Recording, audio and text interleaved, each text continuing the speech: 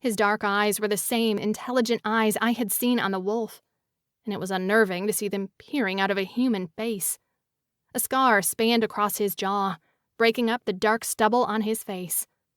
Remarkably unabashed to be discovered parading around as a wolf, the young man smiled a lazy, easygoing grin that did not match the wolfish leer I had anticipated. "Surprise!" he chuckled. "I must admit, I've never had someone reverse my transformation before. I didn't expect that." A dark thought slunk into the back of my mind. Shapeshifter. Piper had called some of the shunned. Without taking my eyes off the man in front of me, my fingers scrabbled for the dagger belted at my side. "Keep staring at me like that, and I'll think you find me irresistibly attractive." "Hardly," I spat. My fingers finally found the hilt of the dagger, and I unsheathed it, holding it between myself and the shapeshifter.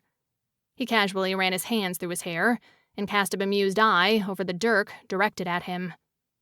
"You know, after watching you try to eat a poisonous mushroom this morning, then blunder around the forest in circles, I find it difficult to believe that you are in any way dangerous, even if you do have a pointy knife there. You look far better suited to buttering bread than trying to threaten one of the shunned." His eyes flashed. "Lay one finger on me, and I will slit your worthless throat without a moment's hesitation, rogue." The young man tilted his head. "Okay, then. You convinced me." He sprawled back onto the wilting grass, propped up by one elbow, still watching me with amusement. "So tell me, what's a scary, scary girl like yourself doing out here in the deep, dark woods?" I glared and advanced a step closer to him, still clutching my knife in front of me in a death grip. "I'm looking for my grandmother. Have you seen her?" The man's mouth quirked into the most obnoxiously carefree smile I had ever had the misfortune to behold, as he traced a finger along his lower lip. "You know, if you want information from someone, it's best not to threaten them right before. You don't look intimidating enough for it to work on me, even if it did frighten that little bunny rabbit last night." Knowing that he had been spying on me ever since I entered the forest only served to anger me further. "Do you know where she is?" The man squinted in mock concentration and rolled his eyes up to the heavens, thoughtfully stroking his chin.